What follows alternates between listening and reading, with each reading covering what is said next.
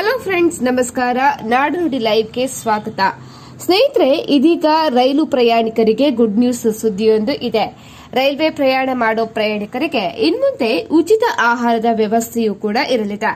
ಹಾಗಿದ್ರೆ ಯಾರಿಗೆ ಈ ಸೌಲಭ್ಯ ಅನ್ವಯವಾಗಲಿದೆ ಅಂತ ತಿಳಿಯಲು ವಿಡಿಯೋವನ್ನು ಕಂಪ್ಲೀಟ್ ಆಗಿ ನೋಡಿ.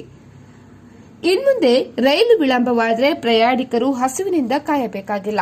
ರೈಲ್ವೆ ಆಹಾರ ಪೂರೈಕೆ ನೀತಿ ಅಡಿಯಲ್ಲಿ ಪ್ರಯಾಣಿಕರಿಗೆ ಉಚಿತ ಆಹಾರದ ವ್ಯವಸ್ಥೆಯನ್ನ ಮಾಡಲಾಗಿದೆ. ಈ ಸೌಲಭ್ಯ ಮುಖ್ಯವಾಗಿ ಟಿಕೆಟ್ ದರದ ಜೊತೆಗೆ ಆಹಾರದ ಶುಲ್ಕವನ್ನ ಪಾವತಿ ಮಾಡುವಂತಹ ಪ್ರೀಮಿಯಂ ರೈಲುಗಳಾದ ರಾಜಧಾನಿ, ಶತಾಬ್ದಿ ಮತ್ತು ದುರಂತೋ ಎಕ್ಸ್ಪ್ರೆಸ್ ಪ್ರಯಾಣಿಕರಿಗೆ ಲಭ್ಯವಿರುತ್ತೆ.